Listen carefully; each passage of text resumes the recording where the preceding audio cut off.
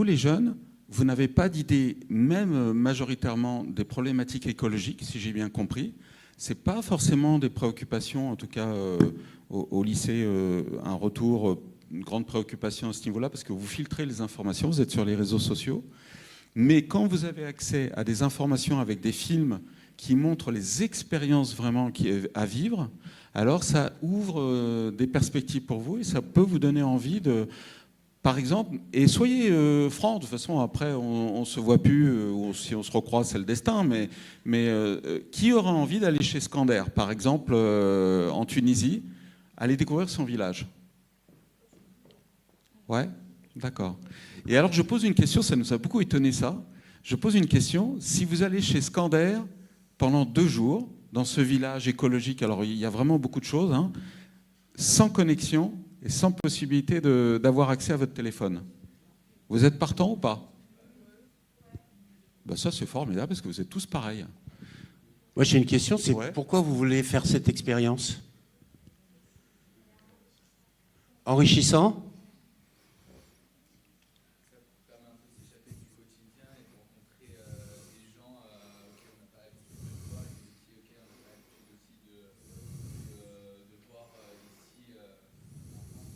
Ouais, le micro. Hein. Sortir, tiens, je te donne le micro. Sortir un peu des métiers qu'on connaît tous, ici par exemple sur la Côte d'Azur ou dans les grandes villes, et de rencontrer des gens avec des métiers par exemple dans l'artisanal ou autre, ça pourrait être une expérience incroyable. Nous ouvrir sur d'autres perspectives de travail, ça pourrait être important, on ne sait jamais, par exemple pour se projeter, peut-être pour plus tard et pas voir seulement les métiers que l'on connaît tous. Et quand tu dis de travail, tu dis aussi peut-être des perspectives de vie? C'est ça, perspective de vie, pas seulement se concentrer sur les grandes villes qu'on connaît tous et peut-être aller voir ailleurs. En plus, on est jeunes, donc à l'international, aller visiter des villages ou même s'y installer, ça pourrait être intéressant. Est-ce qu'il y a d'autres envies, de raisons pourquoi vous voulez faire ça? Pour développer son ouverture d'esprit. Moi, je trouve que c'est important. Parce qu'en allant dans ce genre de, par exemple, village écologique, d'écotourisme, du coup, ça nous permet de développer une nouvelle conscience, des choses qu'on n'a jamais réellement appris ici, par exemple. Donc c'est s'enrichir humainement. Ok. Est-ce qu'il y a d'autres...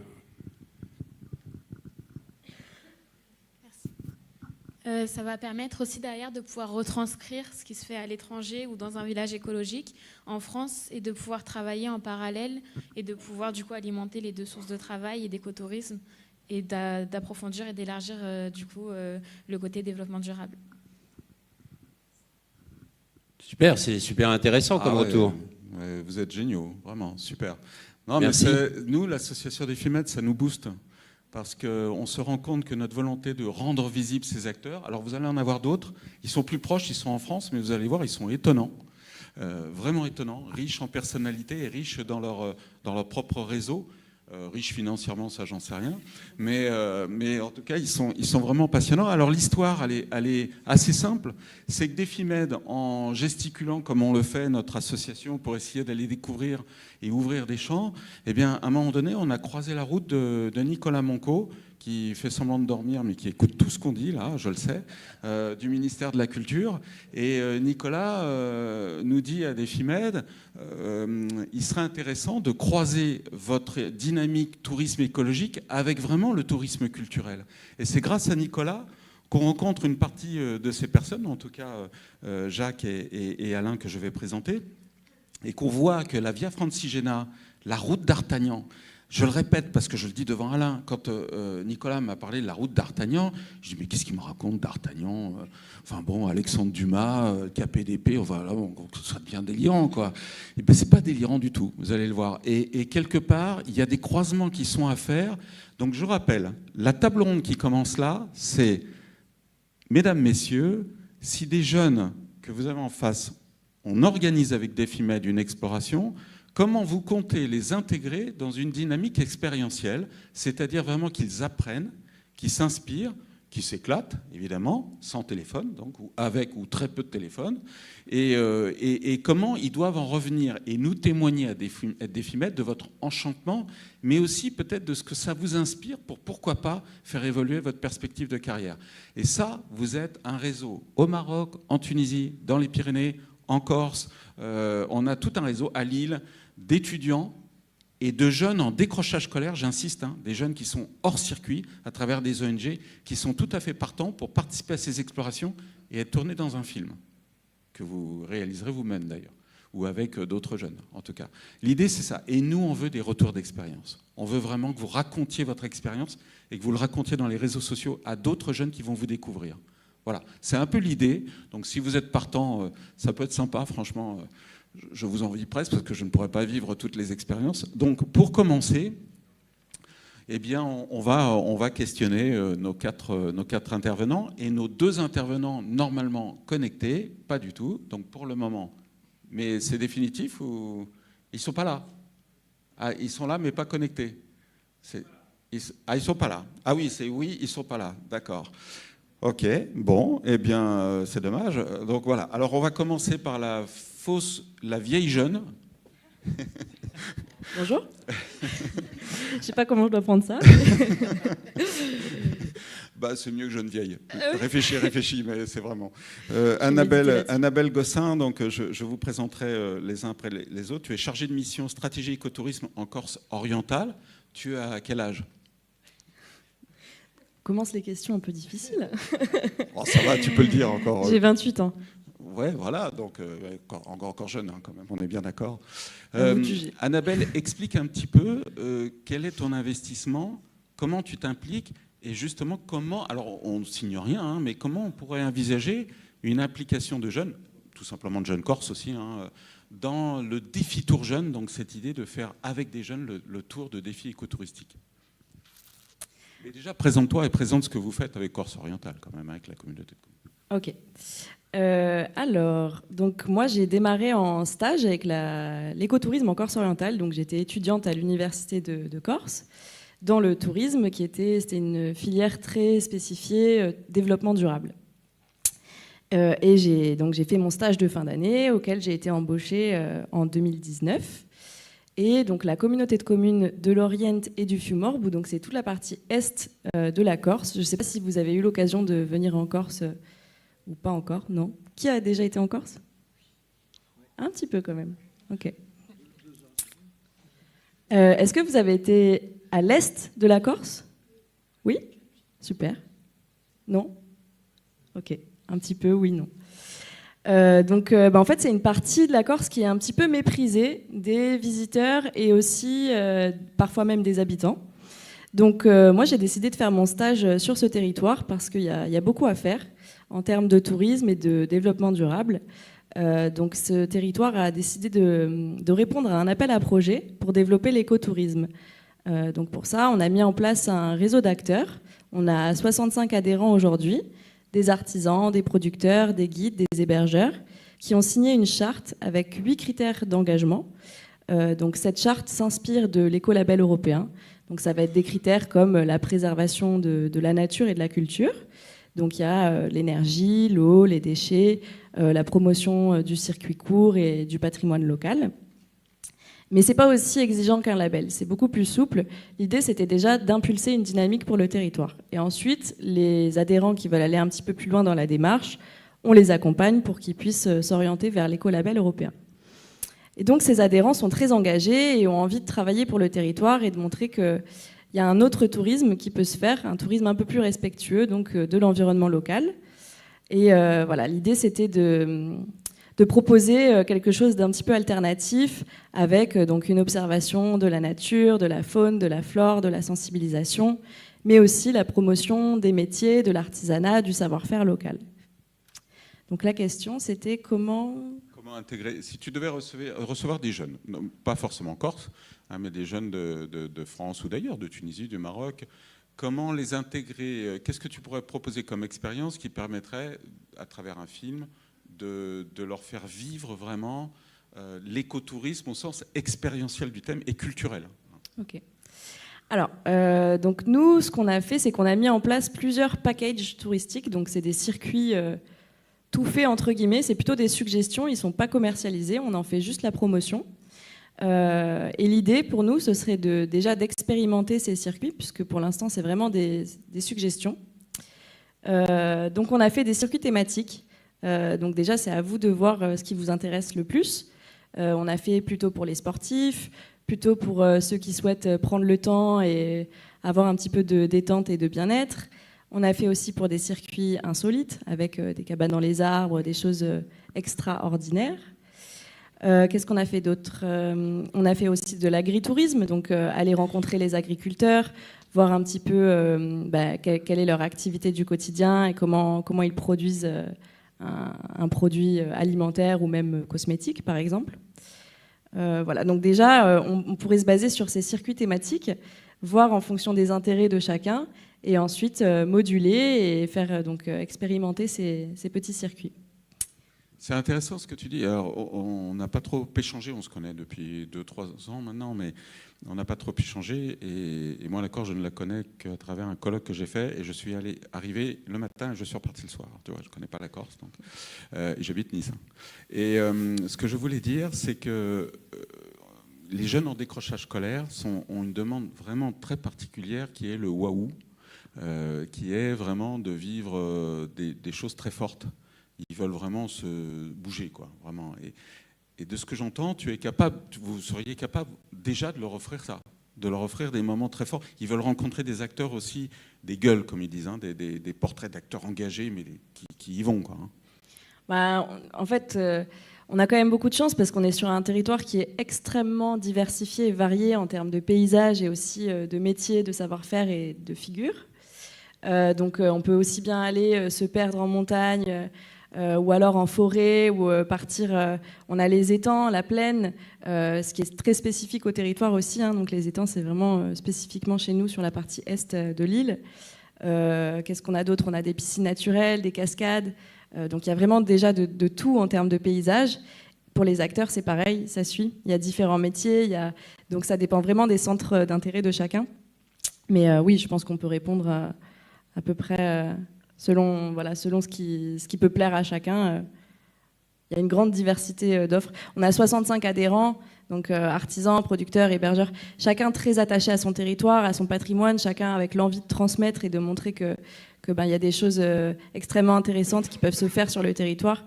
Et comme je disais hier, on est une région qui est un petit peu moins sollicitée, enfin qui est parfois un petit peu méprisée aussi. Donc nous, nos adhérents, ils ne se voient pas comme des concurrents. Au contraire, ils ont envie de travailler ensemble pour montrer qu'il y a des choses bien qui peuvent se faire dans la région et voilà, de faire valoir des passions, en fait. Tu penses que tu étais là pour la présentation hier du Move for the World Occitania? Je suis arrivée Oui, j'étais là. Tu penses qu'on peut envisager ça en Corse? Ce type de programme? Ce serait génial. Ouais. Moi, j'adorerais. 15 jeunes donc, venant de Bruxelles pendant 12 jours. Et là, 12 jours, hein, donc 15 jeunes, tu as bien compris, hein, là on est écorché vif, hein, mais qui sont volontaires, qui ont envie de découvrir, qui ont envie de vivre l'écologie. C'est quelque chose qu'on pourrait imaginer avec des moyens de production importants. Hein. Oui, ce serait super. Ouais. Nous, on D'accord. adorerait. Après, il faudrait voir, peut-être qu'on pourrait même étendre ça en dehors de notre partie. Peut-être qu'on pourrait voir avec aussi d'autres territoires de Corse, si éventuellement il y a des choses en plus ou d'autres intérêts. Mais 12 jours sur votre territoire, c'est faisable? C'est long, hein, 12 jours, donc ouais. On a sur le site internet avec nos packages touristiques, tout est inscrit dessus. J'ai aussi apporté des petits livrets avec des propositions de circuits, de séjours. Donc je pense que ça a à réfléchir, bien sûr, mais oui, il y a des choses qui peuvent se faire. Très bien. Merci Annabelle. On va suivre le cheminement, ça n'a pas trop d'importance. Jacques Chevin. Jacques Chevin, tu es chargé de développement de la Via Francigena France-Suisse. Donc voilà, il y a des connexions qui arrivent, super. Surtout Fanny. Bonjour Fanny, juste, je salue Fanny. Bonjour, pardon. Très content de t'avoir. Il nous manque toujours pas de nouvelles de Philippe Verguin.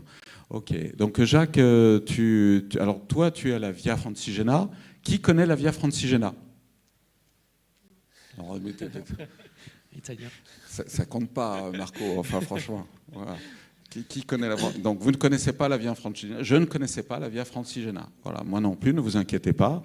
Je ne connaissais pas la route d'Artagnan. Je ne connaissais pas la Corse orientale. Je ne connaissais pas la IFM. Hein, ne vous inquiétez pas. Hein, mais c'est pour dire. Donc, ce que vous faites est formidable. Je découvre depuis 2 ans que vous avez une initiative et un itinéraire culturel du Conseil de l'Europe qui est assez remarquable.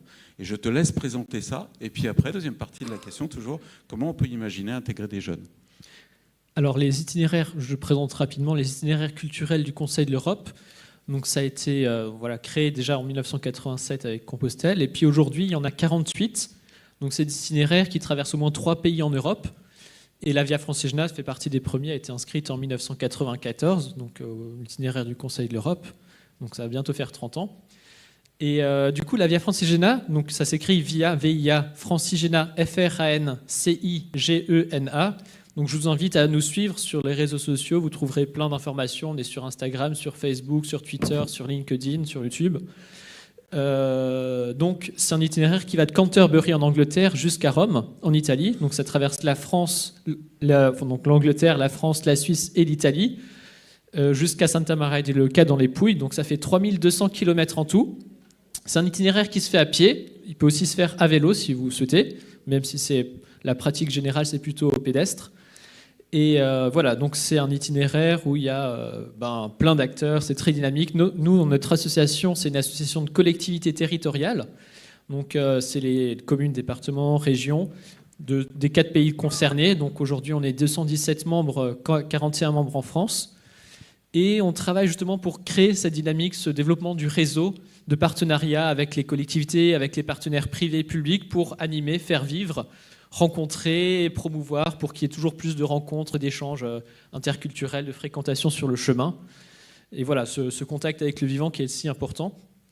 Et donc dans ce cadre-là, on fait aussi des événements. Donc là, cette année, avec le Défi Tour, on a aussi fait des événements, donc aussi avec 3 événements. Donc de 3 jours, 3 marches à la découverte des acteurs du territoire, du patrimoine. Donc on a organisé ça avec le partenaire de la FF Randonnée et grâce aussi aux subventions qu'on a reçues du ministère de la Culture, on a fait appel à un vidéaste et à des blogueurs, des influenceurs pour venir avec nous et faire la promotion sur les réseaux sociaux. Donc c'était des influenceurs plutôt axés écologie, randonnée, voilà, pour toucher un public jeune et assez diversifié, assez sensibilisé déjà à la question pour les inviter à découvrir ce patrimoine. Finalement, c'est vrai que dans l'écotourisme, on parle beaucoup de ça. Les gens ont leurs idées, mais peu forcément savent toutes les panels, tout ce qui est fait. Donc c'est pour ça, un Défi Tour, c'est aussi une bonne manière de montrer tout ce qui existe. Et donc, pendant 3 jours, 3 fois 3 jours, on était allé à la rencontre. On a rencontré des agriculteurs, artisans fromagers, un créciculteur.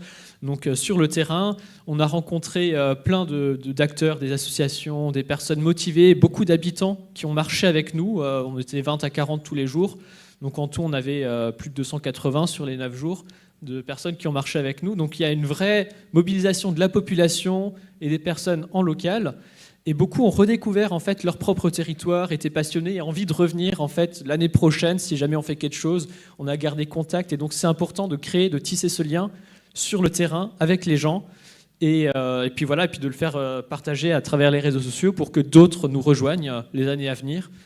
Et voilà, donc si vous nous suivez sur les réseaux sociaux, moi je vous invite pour l'année prochaine, pour rejoindre la deuxième question, si vous voulez avoir un aperçu de ce qu'on peut faire, on a fait plein de vidéos promotionnelles super dynamiques, super intéressantes, des réels, des vidéos sur Insta, sur Facebook, sur les plateformes.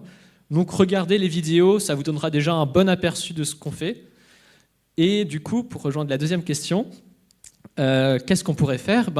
Ça pourrait être des événements dans le même style, c'est-à-dire des journées, des marches. Donc là, on a fait des modules, c'était 12-15 km pour que ce ne soit pas trop long, que tout le monde puisse marcher tout âge, parce que c'est vraiment gratuit, ouvert à tout public, tout âge. Donc on voulait faire quelque chose qui soit accessible et en même temps prendre le temps pour rencontrer les gens. Donc voilà, parce que si on a une journée, on fait 30 km, on n'a pas le temps vraiment de profiter des personnes qu'on rencontre sur place. Donc voilà. Donc c'est vrai que sur 1000 km, donc l'itinéraire en France, je donne rapidement les grands points. Donc il y a Calais, c'est le point de départ, Arras, Reims, Besançon. Donc ça c'est vraiment les grandes villes. Donc on traverse tous les Hauts-de-France, le Grand Est et la Bourgogne-Franche-Comté. Donc il y a vraiment de quoi faire en matière de rencontres et d'organisation. Donc ça on peut bien. Là on peut rester connecté. Oui. Je ne sais pas s'il y a des choses à compléter, non? Non, mais moi, ce que j'aimerais, c'est qu'on élabore effectivement un projet, mais c'est avec chacun d'entre vous. On voit si c'est faisable, hein, et pas dans la dimension forcément Move for the World, qui est le plus grand programme, hein, tu l'as compris. Et puis, encore une fois, je pense que des jeunes en décrochage scolaire, les faire marcher 3 jours, je pense qu'ils ne vont pas supporter, ça c'est sûr. Donc, si j'ai bien compris, hein, donc quelque part, il faut mieux éviter ce genre de choses, mais effectivement qu'on puisse faire un film avec des étudiants qui racontent leurs sensations, hein, encore une fois, on est avec ça, c'est ça qui serait intéressant. Je pose la question, Manu et Adrien, est-ce qu'on a Marinella aussi On l'a, Marinella? Ah, on n'a pas non plus la route des Oliviers et on n'a pas non plus toujours pas Philippe Verguin. Ok, on va passer à... Merci. De toute façon, ce que j'aimerais, c'est qu'on interagisse aussi. On va passer à Fanny, avant Alain. Fanny Andrieux, tu es toujours là? Fanny, coordinatrice UNAT PACA. Merci d'être avec nous. Fanny, tu devais être avec nous, mais tu as eu un empêchement. Oui, je m'excuse. Mais merci d'être tout de même avec nous. Et explique-nous un petit peu, alors ce qui est déjà l'UNAT, et bien sûr PACA, tout le monde l'aura compris. Et puis, voilà, ce qui te motive aussi dans l'association avec Defimed et dans ce qu'on pourrait imaginer faire en 2023.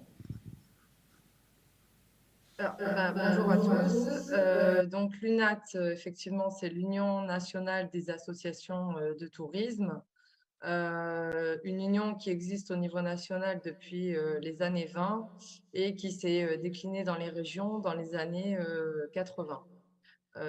C'est une union qui regroupe donc des associations de tourisme, comme son nom l'indique, des associations qui organisent différents types de séjours pour de nombreux publics et qui gèrent également des établissements touristiques, du coup de manière non lucrative, hein, puisque voilà, c'est un tourisme social et solidaire, comme on l'appelle.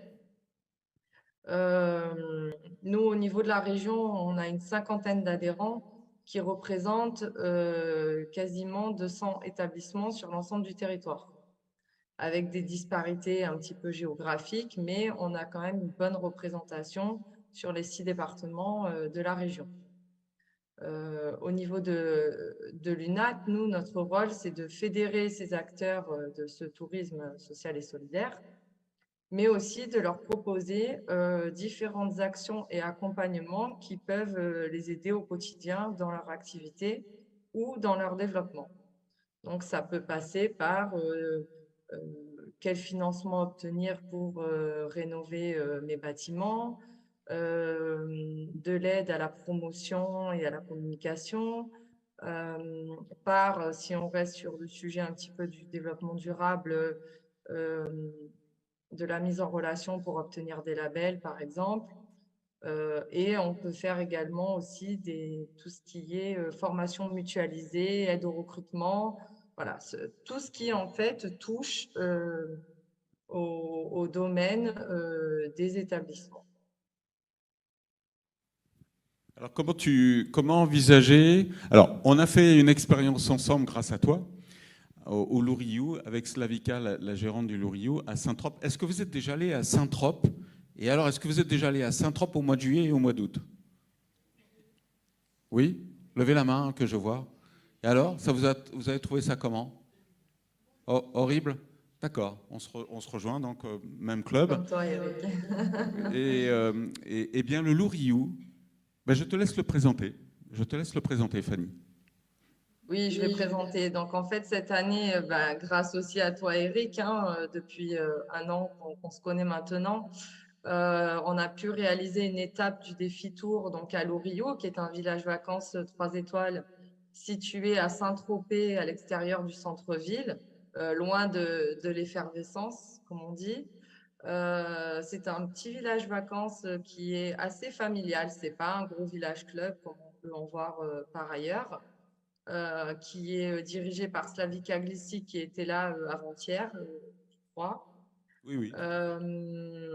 Et qui met en œuvre tout un tas de projets, au-delà d'accueillir les vacanciers, hein, qui est l'essence même de l'activité, mais qui met tout un tas de projets en relation avec les partenaires locaux, les collectivités, pour avoir aussi un rayonnement sur Saint-Tropez et faire découvrir autre chose que les hôtels luxueux qu'il y a dans cette ville.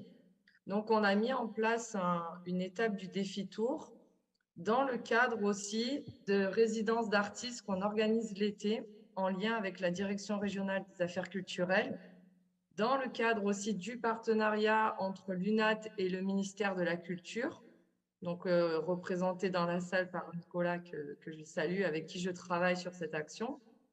Et cette étape du défi tour, elle a consisté donc en la présence d'une artiste qui a travaillé sur un projet environnemental avec les enfants qui étaient en vacances à Louriou, mais également avec les enfants du centre aéré. Et on a organisé un vernissage à la bibliothèque municipale, donc en partenariat avec la mairie, avec la DRAC, avec l'artiste, avec nous, l'UNAT, et avec Defimed. Nous étions tous présents pour comprendre ce que l'artiste avait pu mener comme travail avec les enfants autour de l'environnement. C'est ça. Et Louriou, il faut le préciser, c'est un village vacances inclusif. Vous allez en plein été, alors c'est à 5 minutes de la plage, et là, les conditions d'accueil sont, je ne sais plus, c'était 80 € la nuitée au mois de juillet, au mois d'août à Saint-Trope, enfin vous imaginez, et avec vraiment ce côté inclusif jusqu'aux, bien sûr, aux personnes en situation de handicap. Donc vraiment quelque chose d'hors norme et qui se veut hors norme à Saint-Trope, mais pas hors norme côté luxueux, mais hors norme côté plutôt inclusif. Donc formidable initiative. Et donc l'année prochaine, moi j'ai vu un petit peu avec Slavika, donc on peut imaginer impliquer des étudiants dans un film avec le Louriou à Saint-Trope autour du handicap et l'exposition qui sera faite par des personnes en situation de handicap au mois de septembre. Voilà, à réfléchir ensemble, bien sûr, Fanny, mais ça serait super de réaliser quelque chose comme ça. Hein, voilà. Merci Fanny. Reste avec nous si tu tiens le coup. Si tu tiens le coup. D'accord. C'est bien. Philippe nous rejoint, donc on y arrive. À toi Alain. Alors la route d'Artagnan, là franchement, et je le répète, la route d'Artagnan, qu'est-ce que c'est que ce bidule ? Il y a un fou furieux là qui est fan de d'Artagnan et qui nous ramène d'Artagnan à Defimed. Eh ben explique-nous parce que j'ai été scotché. Voilà. Merci Eric, merci pour l'invitation. Bonjour à tous et à toutes. Oui, je vais essayer de faire court. Je vais me présenter d'abord. Je vous dirai un peu ce que c'est que l'Association européenne de la route d'Artagnan, rapidement les actions que nous menons, et puis je répondrai bien sûr à la question d'Eric. Donc, je suis le président fondateur de l'Association européenne de la route d'Artagnan. Je suis gersois d'origine. Bon, mon accent me trahit chaque fois, bien sûr, mais je l'ai bien gardé, je l'ai bien travaillé. Donc, je suis né dans la patrie de d'Artagnan. Je suis gersois.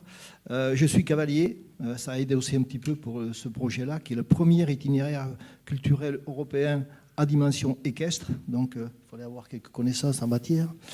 Et je suis européen, bien sûr, parce que j'ai travaillé à la Commission européenne. Alors, j'ai participé justement à l'élaboration de l'écolabel dans les années 90 avec nos amis de la DG Environnement. J'étais la DG Entreprise. Apparemment, moi, j'avais déjà un parcours à Paris. J'étais au ministère de l'Industrie et je suis assez fier, et ce n'est pas pour rien que je suis ici, d'avoir mis en place le NF vert, à l'époque on appelait ça, avec le ministère de l'Environnement. Donc on a mis en place une certification pour la protection de l'environnement dans les années 85. Vous voyez, on n'est pas... Voilà. On dit parfois l'industrie n'a pas suivi, mais si on a structuré, je dirais, la certification des produits industriels avec une dimension environnementale. Voilà, donc ce qui m'a amené après à travailler sur l'écolabel au niveau européen. Voilà, on s'éloigne un petit peu du sujet, mais c'est bien de savoir à qui on a affaire, je crois. La route européenne d'Artagnan, c'est une association que j'ai créée en 2014. Nous avons le même schéma, je dirais, que les autres collègues des autres itinéraires culturels. 3 piliers dans l'association, les collectivités publiques à différents niveaux, régions, départements, communautés de communes, etc., communes, puisqu'évidemment le tourisme est de compétences à différents niveaux. Les fédérations équestres des 6 pays, je vais y revenir, et les associations culturelles donc, qui travaillent sur la problématique et la dynamique de la vie réelle de D'Artagnan et la vie romancée par Alexandre Dumas. Voilà, c'est la thématique de la route. Donc j'ai mentionné la partie collectivité publique parce qu'effectivement ce sont nos principaux partenaires pour la mise en place de la route. Et la route, c'est 6 pays, Allemagne, Pays-Bas, Belgique, France, Espagne, Italie. Tout ça sur la base des données historiques et romancées donc, qui nous ont permis de faire 6 itinéraires sur ces pays. Au final, ce sera entre 10 000 et 11 000 km d'itinéraires équestres ouverts aux pédestres et au vélo. Bien sûr, nos amis néerlandais ont insisté pour que le vélo soit repris dans la problématique. Donc voilà un petit peu la base. Évidemment, donc, il y a un volet qui est fort, c'est l'itinérance douce. Tous les itinéraires culturels du Conseil de Rome n'ont pas ce volet-là, mais un certain nombre, vous, Saint-Jacques-de-Compostelle, Stevenson, c'est là, sommes, je pense, une dizaine, peut-être sur les 48 qui sont certifiés à avoir cette dimension-là. C'est important en termes de retombées sur l'écotourisme, l'environnement, etc. Juste une remarque là-dessus, bien sûr, le volet multi-usage, et nous y avons tenu, parce qu'au début, ce n'était pas si facile que ça. Vous savez, il y a des fédérations de randonnée pédestre, des fédérations pour cyclistes, des fédérations équestres. Bon, comme partout, c'est cloisonné, on est dans des silos, comme on dit. Nous, on essaye de briser ces silos et de faire en sorte que ce soit une itinérance douce, le partage, l'échange, le respect des autres, le civisme. Et je crois que ce sont les valeurs fondamentales des itinéraires culturels. Et là, on a une vraie plus-value, je dirais, par rapport à d'autres produits touristiques ou culturels. Donc, on y tient beaucoup. Je vais peut-être mentionner une expérience. Avant de faire la route, évidemment, je suis allé sur le Saint-Jacques-de-Compostelle, mais pas à cheval, à pied. J'ai fait 1600 km une fois, 1200 km une deuxième fois. Donc, la première fois, c'était dans les années 2010. Magnifique, on échangeait, on rencontre tous les gens de différents pays, donc c'est vraiment l'échange. Hein. La deuxième fois, c'était au moment de ma retraite, 10 ans après, je dirais, et là, tout le monde était collé sur son portable. Alors, quand on parlait de déconnexion, je pense que j'hésite, moi, à faire ce qu'on appelle le système numérique là, pour les tracer, parce que la plupart des gens, ils sont connectés sur leur téléphone, ils ne se déconnectent pas. Donc c'est un petit peu une interrogation que nous avons, nous, sur la route européenne d'Artagnan, et je tiens à ce que ce soit balisé, justement, pour que les gens puissent profiter des paysages, profiter des autres, plutôt que d'être scotché sur son téléphone. Est-ce qu'il y en a qui montent à cheval, d'ailleurs, parmi vous? Levez la main. Hein. Ah, il n'y en a pas beaucoup. D'accord. Très bien. Donc voilà, c'était une petite expérience, mais je crois que ça mérite d'y réfléchir et de voir un peu comment on veut porter nos projets les uns et les autres sur ces volets-là. Donc, au-delà de l'itinérance douce, nous avons mis en place ce que j'appelle des outils de valorisation de la route. Donc, je vais les citer rapidement, mais on va revenir sur la jeunesse à ce moment-là. Donc, le premier, c'est l'événementiel. Évidemment, D'Artagnan, les mousquetaires, c'est populaire, puisque c'est Alexandre Dumas qui l'a popularisé. Donc il y a la première phase au XVIIe siècle, c'est la vie réelle de D'Artagnan, on l'explique, parce qu'elle n'est pas forcément connue. D'ailleurs, samedi prochain, sur Arte, vous avez un film, sur un documentaire, sur la véritable, la vraie vie de D'Artagnan. Très bien fait. 20h35, je crois. Si vous l'aurez regardé en podcast ou je ne sais pas quoi, mais vous pouvez regarder. Je pense que c'est intéressant de voir un petit peu cette histoire-là, l'histoire réelle de D'Artagnan. Ce sont nos historiens qui sont dans le film et qui parlent, puisque j'ai une commission historique et culturelle dans l'association, bien sûr. Et donc, là, il y a des événements qu'on va poser sur les 200 hauts lieux historiques et littéraires que nous avons mis en place sur l'ensemble de l'itinéraire. Versailles, bien sûr, Fontainebleau, Chantilly, enfin des grands sites où les rois Louis XIV et les mousquetaires sont passés, avec des anecdotes. Hein. On va préparer une guide du routard, d'ailleurs, sur ces hauts lieux historiques et littéraires, avec Hachette. Et bien sûr, ces événements nous permettent de valoriser la route, hein, sur le plan communication. Valoriser la route et valoriser les territoires que traverse la route. Hein, bien sûr, valoriser les territoires, c'est ça l'essentiel. Hein. Alors, si on prend un PACA, par exemple, on va passer à Avignon, à Aix-en-Provence, on va aller jusqu'à Fréjus, et on va monter jusqu'à Gap, etc. Donc, il y a ces sites-là. Il n'est pas allé en Corse. Il n'est pas allé en Corse, non. Je ne crois pas. Oui. Ouais, bon, ça c'est plutôt Napoléon, je dirais. Bon, voilà. Mais il y a un itinéraire Napoléon, vous le savez. Hein. Destination Napoléon est aussi un itinéraire culturel du Conseil de l'Europe. Et donc, oui, donc ça permet effectivement de faire des actions sur les territoires. Et on en a, vous allez voir sur notre site, bien sûr, vous avez sur les réseaux sociaux, il se passe toujours quelque chose sur la route européenne d'Artagnan. Comment tu impliquerais les jeunes s'ils se portent volontaires pour venir sur cette route d'Artagnan? Justement, j'y arrive, c'est le volet pédagogique, hein, que nous avons développé. On a développé une école des jeunes mousquetaires européens. Alors, ce n'est pas pour les étudiants qui sont là devant nous, c'est plutôt pour les scolaires et les collèges. Hein. Et là, on travaille avec la Fédération française d'équitation, la Fédération française d'escrime, Canopée, donc l'éducation nationale, pour construire tout ça. Il y a des fiches pédagogiques, je ne rentre pas dans le détail, mais tout ça est bien calé. Et l'objectif, c'est que ces jeunes soient formés à l'équitation, à l'escrime artistique et à la citoyenneté européenne. On travaille avec les maisons de l'Europe et Europe Direct sur les territoires aussi. Hein, donc, tout ça est connecté. Et au final, c'est de faire des Erasmus, plus on en a parlé, vous en avez chacun fait un peu partout, et nous avons démarré un Erasmus là, avec 4 pays, donc 100 jeunes qui viennent de France, du Gers, l'Italie, Florence, de République tchèque et de Géorgie. Vous me dites, vous allez dire, mais oui, mais ça n'a rien à voir avec la route Artagnan. Mais si, on est bien dans le cas des 37 pays qui portent le programme des itinéraires culturels européens. On n'est pas limité à nos pays sur l'itinéraire, voyez.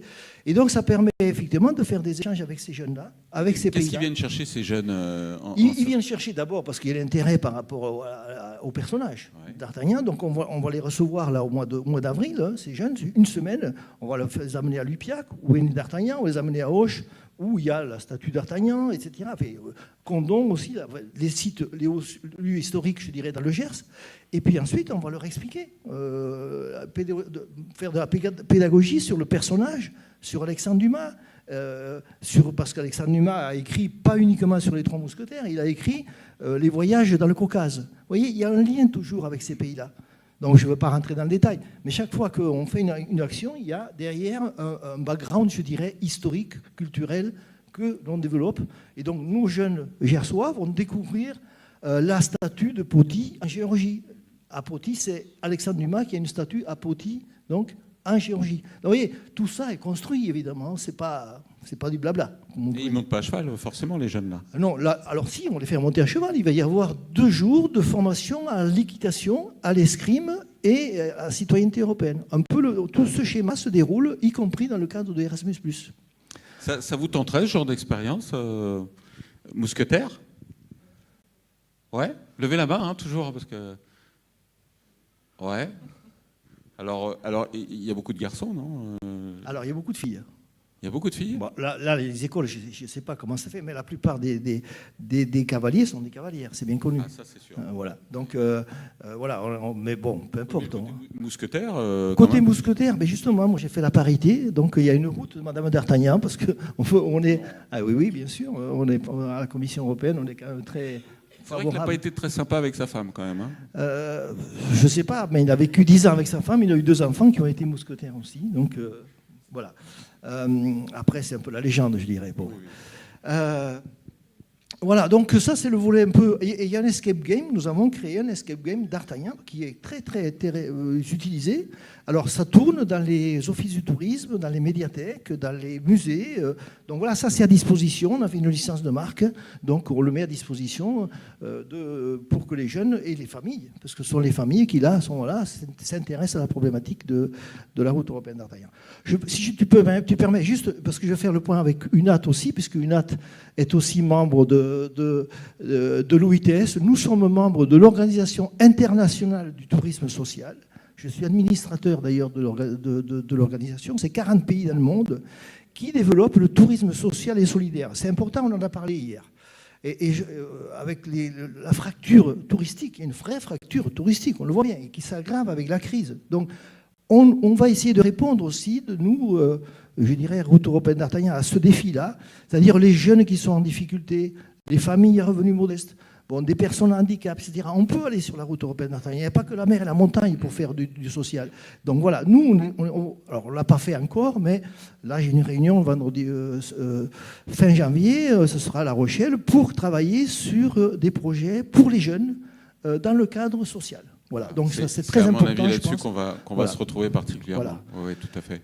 Dernier mot, peut-être sur le plan de communication. Bon, j'ai parlé du film d'Artagnan, donc la véritable vie de d'Artagnan. Il y aura un secret d'histoire avec Stéphane Bern sur d'Artagnan. Donc vous allez voir, on pourra le voir au mois de janvier, on n'a pas encore la date précise, mais vous allez voir les hauts lieux historiques de la route d'Artagnan, Lupiac, Sainte-Croix, où Madame d'Artagnan est née, Maastricht, Saint-Jean-de-Luz, enfin voilà. C'est quelques exemples, bien sûr, mais voilà. Ça, c'est bien. Et puis, dernier point, c'est que l'année prochaine, vous aurez deux films pâtés. Je travaille d'ailleurs avec une société de production. 2 films de cinéma, au cinéma donc. Au cinéma, Les Trois Mousquetaires. Alors la première série, ça va être au cinéma le mois d'avril l'année prochaine. Les Trois Mousquetaires et d'Artagnan. Et au mois de décembre, vous aurez Les Trois Mousquetaires et Milady. Donc le volet historique, je dirais, et le volet littéraire en 2023. Vous voyez quand même qu'il y a une actualité sur d'Artagnan qui va quand même nous aider à porter la route, je pense, et faire une très bonne communication. Et dernier mot, nous serons en 2023, ce seront les 350 ans de la mort de d'Artagnan à Maastricht.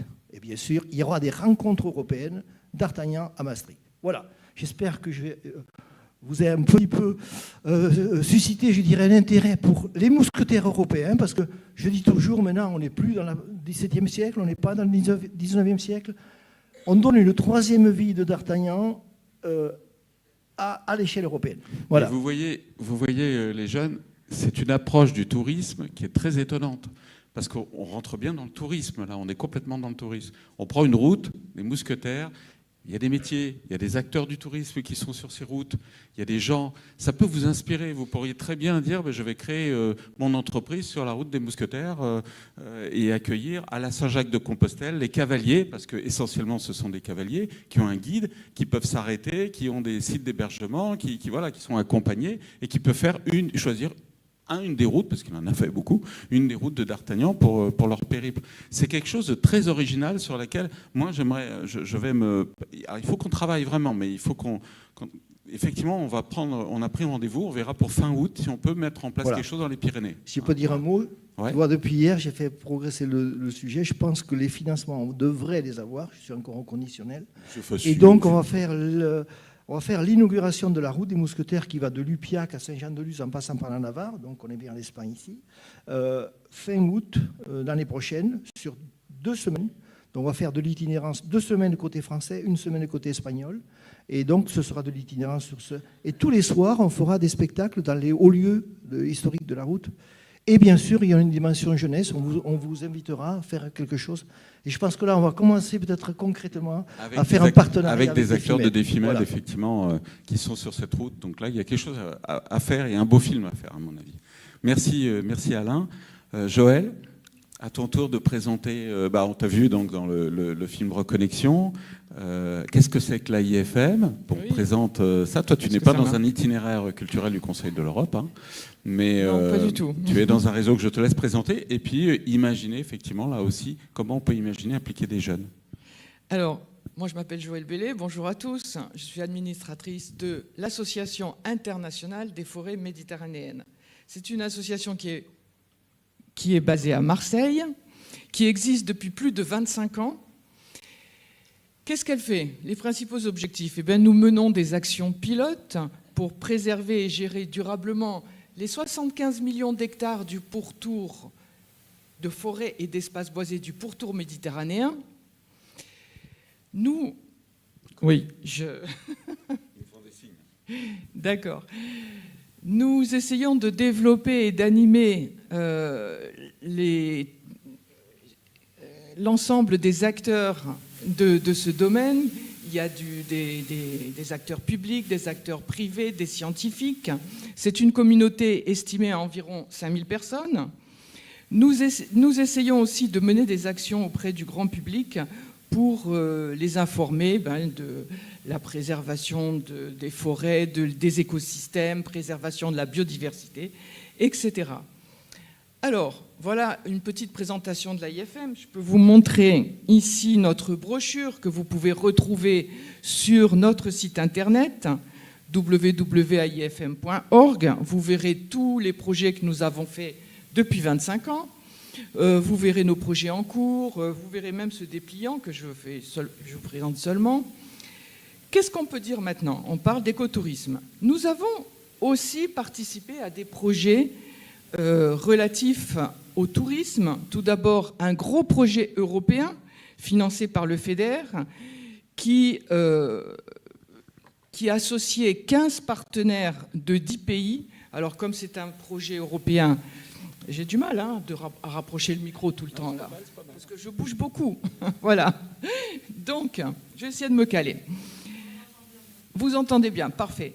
Donc, c'était le nord de la Méditerranée, parce que c'est un projet européen. Qu'est-ce que c'est que ce projet Inherit? L'objectif, c'est de gérer d'essayer de rendre plus durable le tourisme de masse, de le considérer autrement. On en connaît tous les défauts. Il y a 3 piliers à ce projet: préserver, valoriser et surtout coopérer.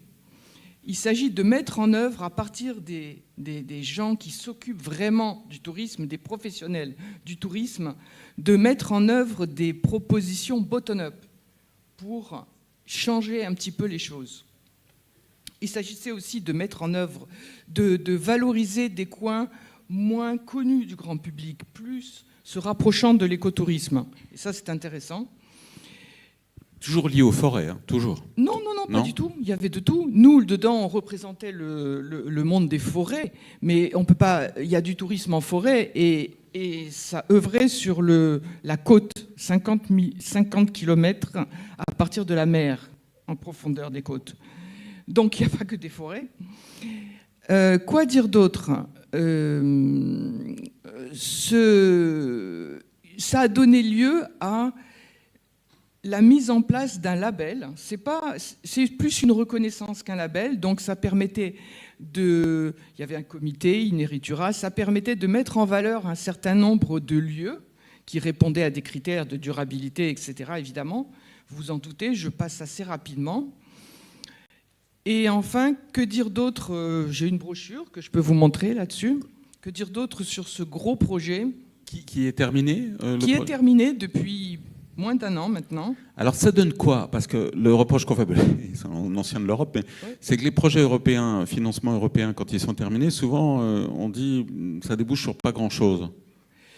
Là, je sais que dans le dernier appel à projet européen, qui s'appelle Euromed, c'est ça, ils espèrent une continuité. Ils ont cité ce projet-là et ils espèrent une continuité pour gérer le tourisme de façon plus durable.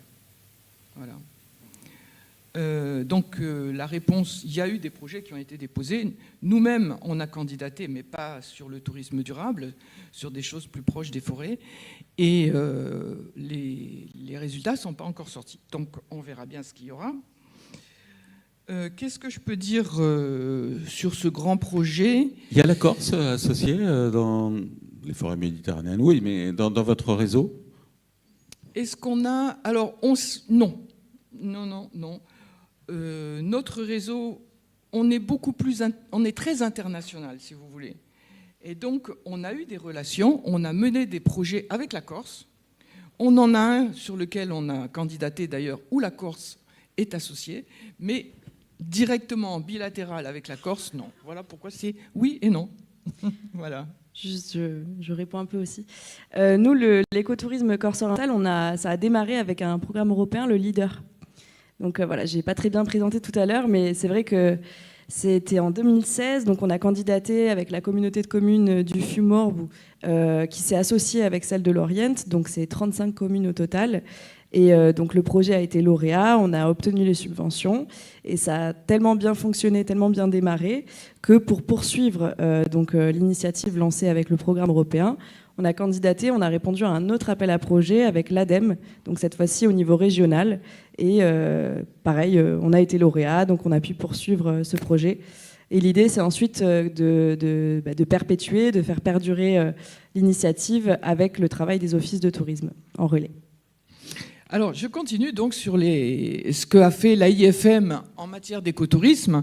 Pour arriver au deuxième projet que vous avez vu dans le film, on a monté un projet avec le Liban, deux villages dans le Liban. Il y a Menjes, que vous voyez dans le film, qui était une étape du défi tour. Et puis il y a aussi le village de Jézine.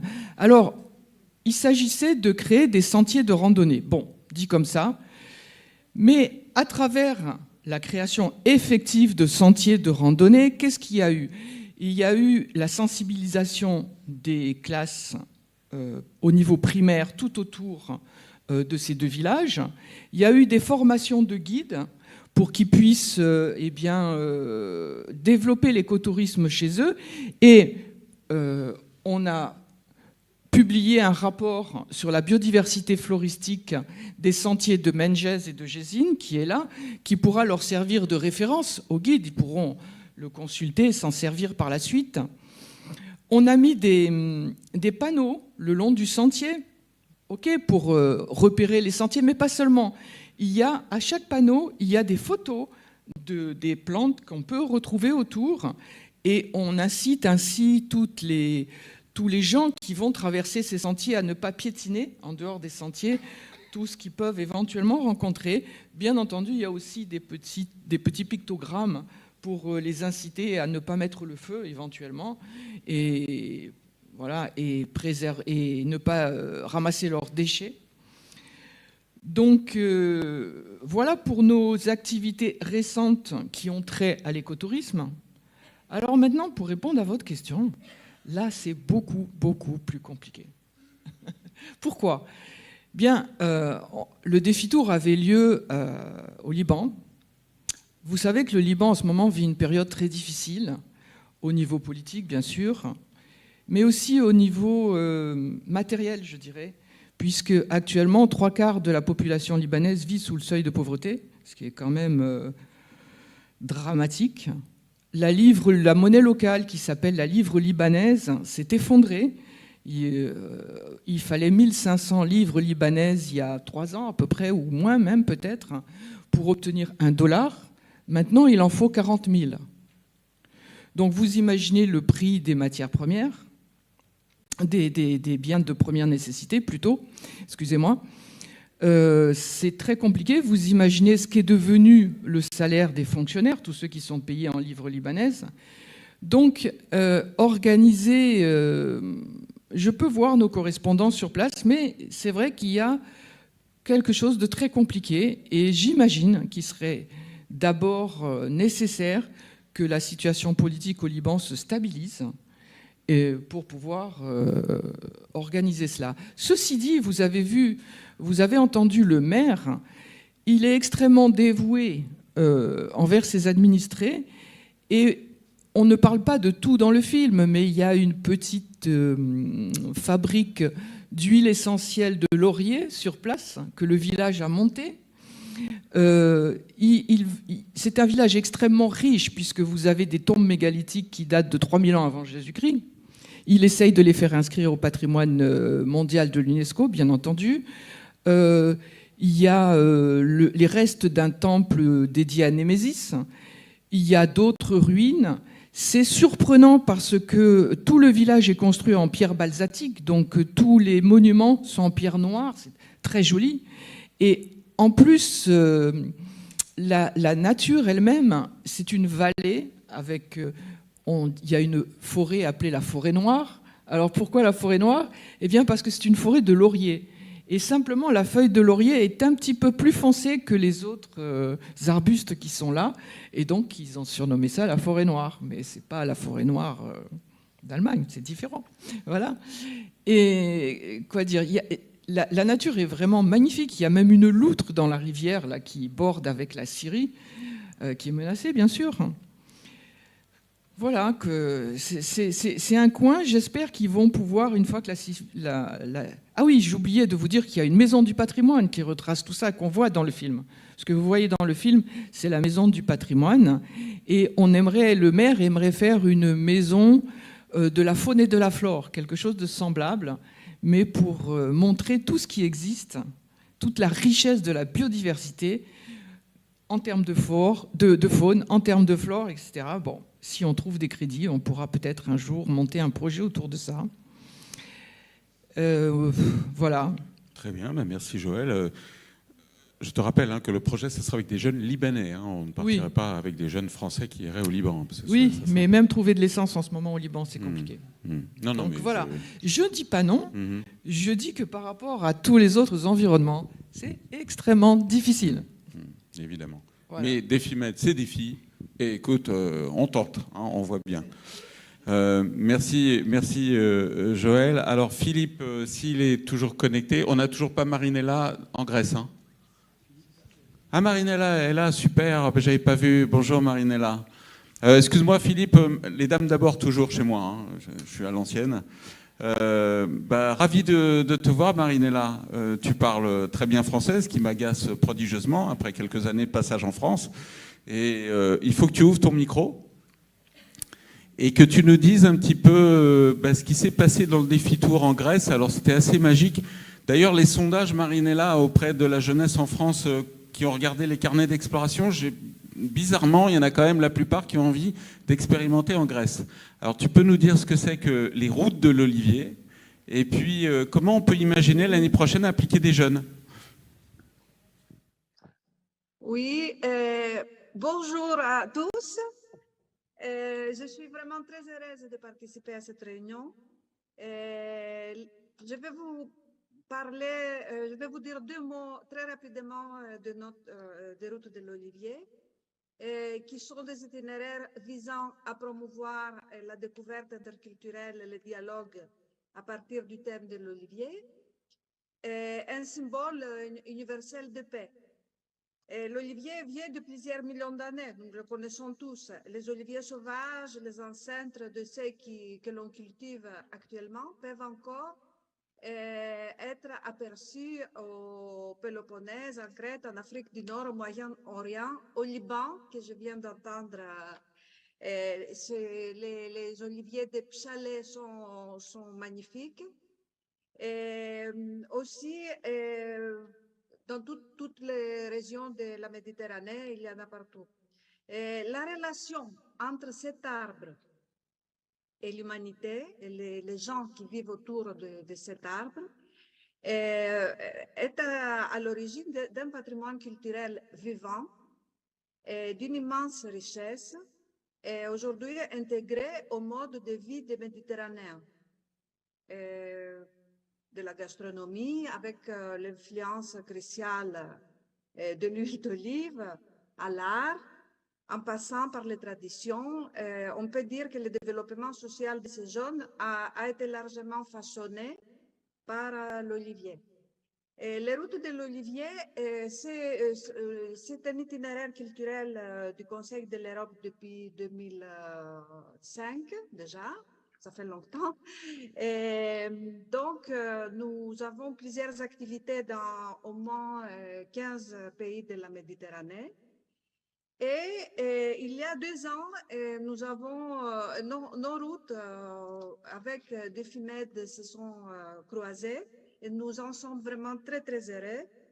Et la route de l'Olivier participe à ces projets en proposant certains de ces points d'intérêt.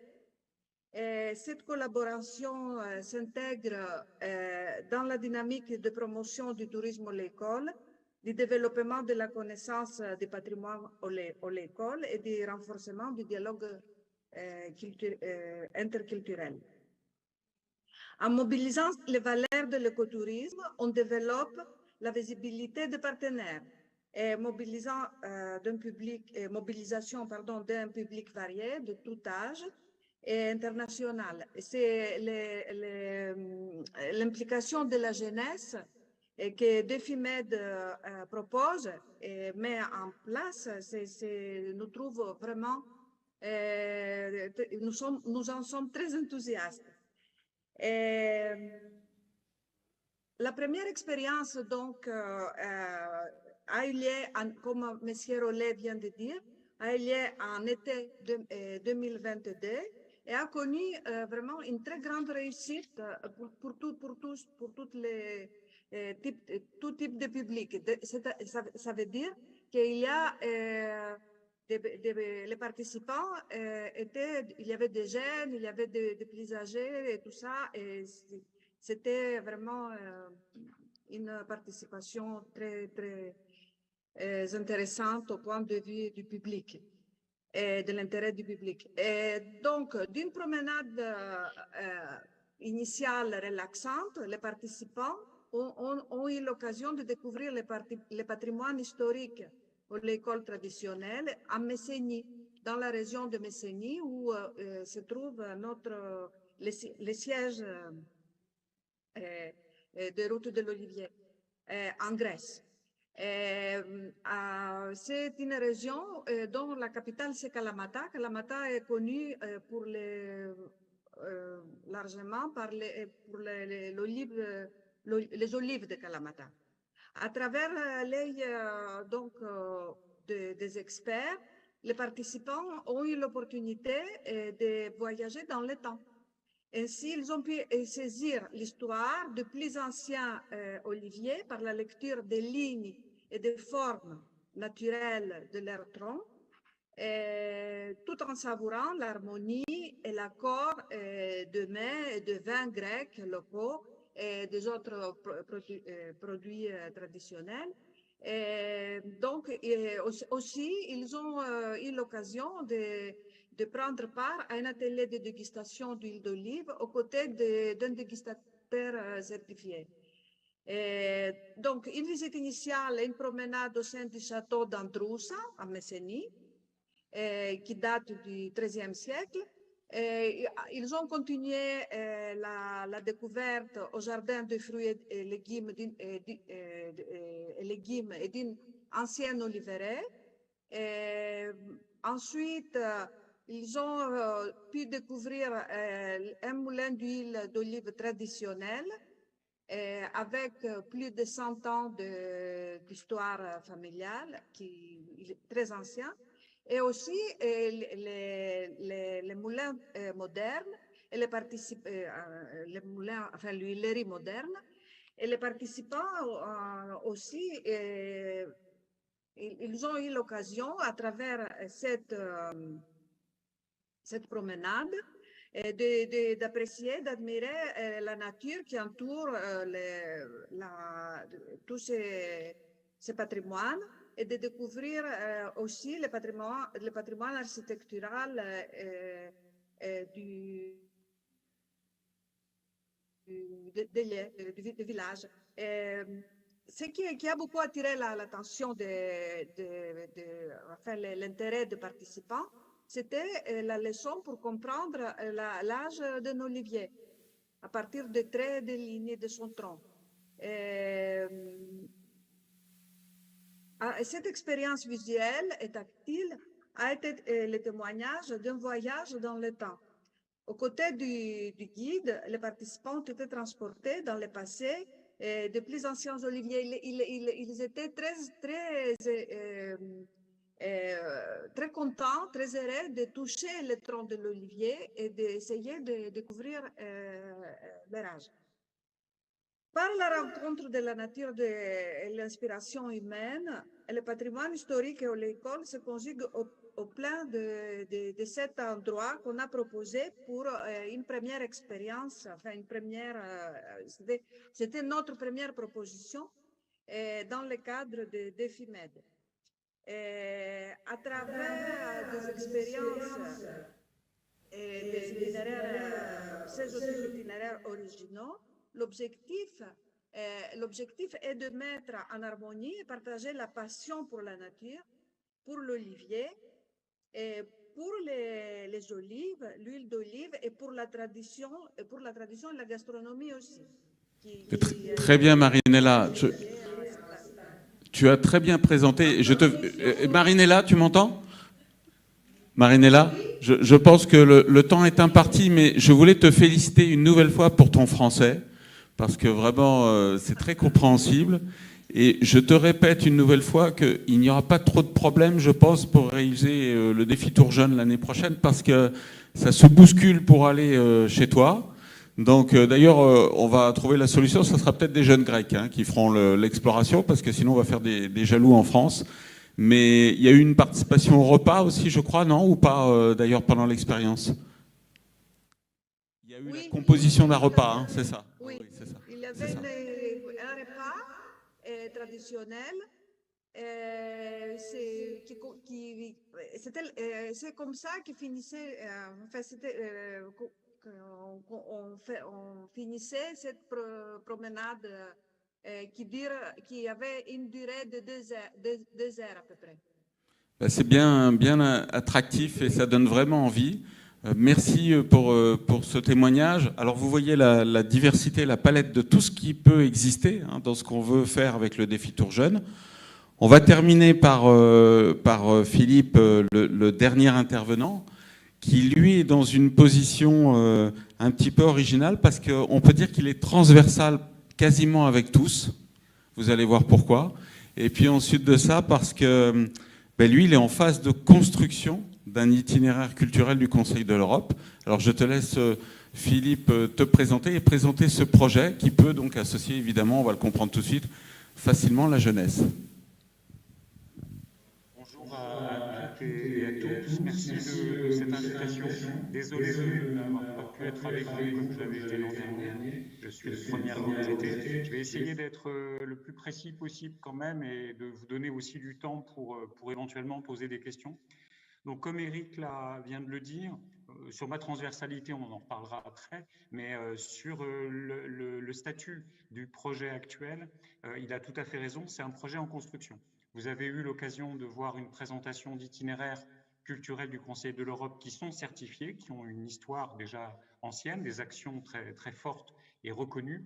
Nous, on est dans la phase actuelle de construction d'une route culturelle du patrimoine sportif qui demandera en tout cas à être certifiée en 2023, qui s'appuie sur une expérience pour l'instant essentiellement de réseaux de musées. C'est des musées européens de différents pays d'Europe qui sont consacrés à l'olympisme et au sport ou uniquement au sport et qui ont créé une dynamique qui prend de l'importance, notamment avec les grands événements sportifs qui sont annoncés en France, la Coupe du monde de rugby en 2023 et bien évidemment les Jeux olympiques et paralympiques de Paris en 2024. Et donc le ministère de la Culture, dans sa politique de tourisme culturel dont Nicolas Monco, présent avec vous, a déjà parlé ou aura l'occasion de reparler, a vraiment mis l'accent sur tout ce que les itinéraires culturels du Conseil de l'Europe peuvent apporter en termes d'identité et d'approche culturelle du tourisme, dans un tourisme durable.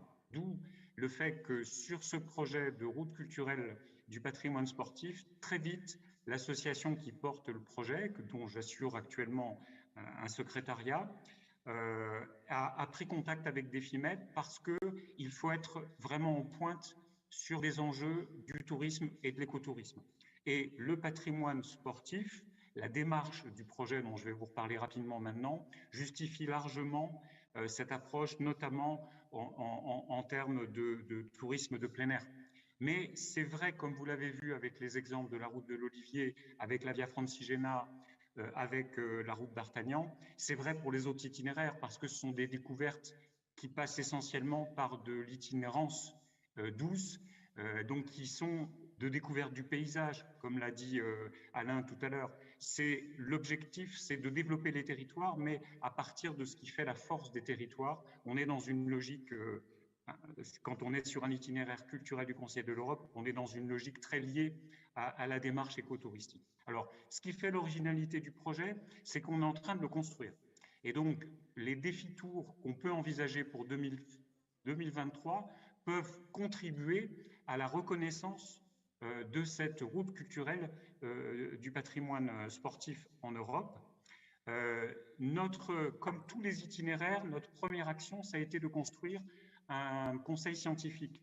Ce conseil scientifique, il est international, on a 10 pays qui sont représentés, il est transdisciplinaire, on a des historiens du sport, mais on a aussi des spécialistes du tourisme, on a aussi des gens qui sont plutôt des artistes ou qui sont dans une approche de valorisation culturelle des territoires, on a des spécialistes de l'économie, et ils ont décidé pour ce projet de construire un itinéraire qui est à la croisée des autres itinéraires que vous avez pu voir. On sera thématique comme la route de l'Olivier. On sera linéaire comme la Via Francigena, puisque on peut imaginer que des trajectoires sportives, des courses cyclistes, Paris-Roubaix par exemple, puissent faire partie de l'itinéraire en tant que tel, avec une proposition culturelle autour de ça. Et puis, comme la route d'Artagnan, on a des figures historiques, réelles ou légendaires, qui sont liées au sport. Je pense à Menton, qui est pas loin de chez vous, à la tombe de Webb Ellis, qui est l'inventeur mythique du rugby. Voilà. Donc on peut croiser ces différents types d'itinéraires. Et pour construire cela, le Conseil scientifique nous a demandé de bâtir un archipel. Et l'archipel, ce sont des îles où chaque point, chaque escale, comme Alain vous l'a montré pour la route d'Artagnan, comme chaque escale peut avoir une construction qui lui permet de rentrer dans la thématique du patrimoine sportif, mais aussi avec une pratique sportive, mais aussi avec une pratique à destination des personnes en situation de handicap, par exemple, puisque ce sont des enjeux importants, des étapes qui valorisent la place des femmes et leur émancipation par rapport au sport. La Fondation Alice Mia, qui travaille là-dessus, est membre fondateur du projet. Donc voilà comment, en 2023 et 2024, avec ce grand objectif de l'accueil des Jeux Olympiques et Paralympiques en France en 2024, du parcours de la flamme, on peut imaginer des défis-tours et des défis-tours avec des jeunes, avec vous, qui prennent le thème du sport pour le croiser avec d'autres ambitions, toujours dans une logique de développement de l'écotourisme sur les territoires, dans des territoires ruraux, dans des parcs naturels régionaux, mais aussi en ville, mais aussi à la Villette, en centre urbain, voilà, dans des espaces en Seine-Saint-Denis, comme dans une dynamique aussi.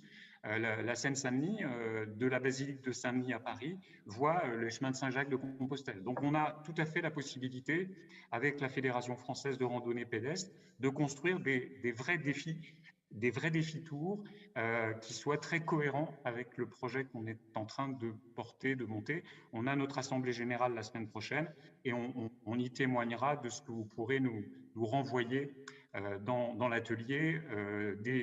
Des FIMED avaient participé à notre trajet l'an dernier à Nice dans cette association. Alors l'association a été de préfiguration pendant longtemps pour savoir si on pouvait bénéficier du soutien du CIO. On est dans une démarche aujourd'hui qui est plus générale. Ça ne sera pas focalisé sur l'olympisme, mais on a un membre du CIO qui est dans notre conseil scientifique. Il y a toute une dimension architecturale aussi, des créations architecturales autour des stades, de l'histoire des architectures sportives. Et il y a aussi toute la dimension immatérielle. Je pense à la fois aux techniques, par rapport aux différents sports, mais aussi le patrimoine immatériel des pratiques sportives traditionnelles en France métropolitaine, en Outre-mer et dans les autres pays d'Europe. Des pratiques anciennes, l'arc dans les Hauts-de-France, par exemple, à l'époque de la Via Francigena, les confréries qui ont été créées à ce moment-là peuvent être des partenaires sur des défis très localisés localement. Voilà pour vous donner une présentation assez générale et vous laisser place à des questions et à la discussion. J'espère avoir répondu à ta question, Eric, tout en précisant aussi qu'il nous faut, comme tous les itinéraires, faire le grand écart entre le numérique très innovant et l'humain sur le territoire qui va accueillir les personnes. Et il faut toucher des publics de tous les âges, comme tous les itinéraires essayent de le faire. On pense que le patrimoine sportif est un bon levier aussi pour avoir un croisement de population, aussi bien en termes de génération qu'en termes de pays en Europe. On peut l'étendre sur la rive sud, Philippe ? Alors, c'est le Conseil de l'Europe au sens large, comme Alain l'a rappelé tout à l'heure. Donc, notre présidente est turque. On pourrait aller jusqu'à la Russie si les conditions géopolitiques n'étaient pas ce qu'elles étaient. On peut avoir des collaborations transméditerranée, et c'est très bien vu de la part de l'Institut européen des itinéraires culturels qui assume ça. On peut développer des projets Erasmus+ aussi, on en avait monté un, on en montera d'autres, on peut être associé à d'autres, on peut travailler avec le Canada, on peut travailler avec d'autres pays. Le réseau des musées du sport, il est largement international. Évidemment, vous l'imaginez, on est en train de travailler sur un archipel football. Il est clair qu'on ne fera pas ça en Amérique du Sud, par exemple, et l'Asie est bien évidemment très motivée autour des questions du patrimoine sportif. Eh bien, merci. On est tout à la fin. Alain, tu voulais juste réagir? Oui. Tout d'abord, je salue Philippe, par écran interposé, salut. Bien sûr, il y a des choses à faire avec Philippe parce que nous, évidemment, dans la dimension équitation, qui est une discipline,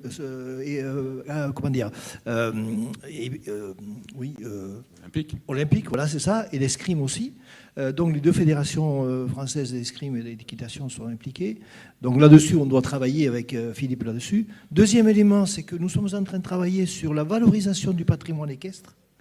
Donc on est en train de mettre en place un consortium, Philippe, je suppose que tu es au courant, un consortium européen avec 7 universités au final. Je ne les cite pas toutes parce que c'est trop long, et les hautes écoles d'équitation, par exemple l'IFCE, bien sûr, Institut français du cheval d'équitation, l'école de Lisbonne avec qui j'ai déjà un partenariat, d'Espagne, etc.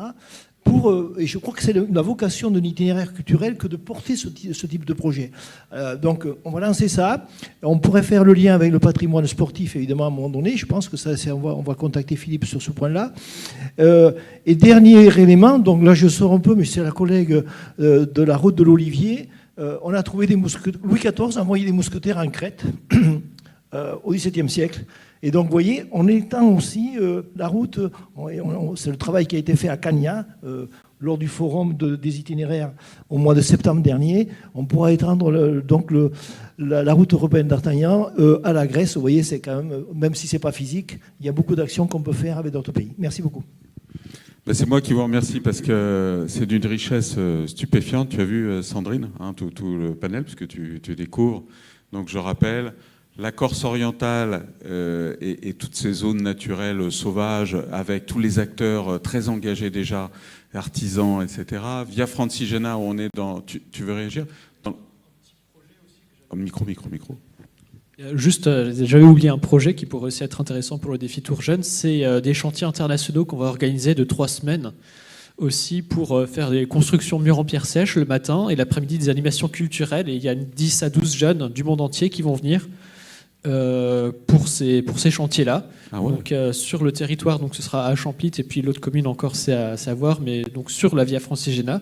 Et l'objectif c'est de faire des animations culturelles en lien avec la Francigena, avec le patrimoine, avec la population locale, vraiment des associations, des acteurs du terrain. Voilà, donc on va faire ça en juillet-août, il n'y a pas encore les dates complètement confirmées, mais ça pourrait être intéressant aussi avec le défi Tour. On en parle effectivement, donc voilà, Via Francigena, alors très transversale. Plutôt le côté culturel d'Artagnan équestre, les forêts et tout leur potentiel, donc le sport, Fanny, tout ce qui est social. Il y a quelqu'un qui me parle? Ah, c'est Philippe, pardon. Une petite réaction. D'abord, pour confirmer à Alain qu'en effet, on a des liens étroits avec le monde équestre et la fédération. On va accueillir pour porter notre projet une stagiaire donc, qui est une étudiante de quelqu'un que tu connais bien au niveau du monde équestre. Donc on va encore resserrer les liens.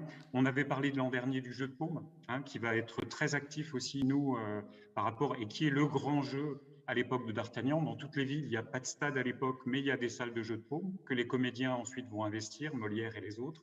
Et puis, clin d'œil à Auch aussi, avec son festival de cirque.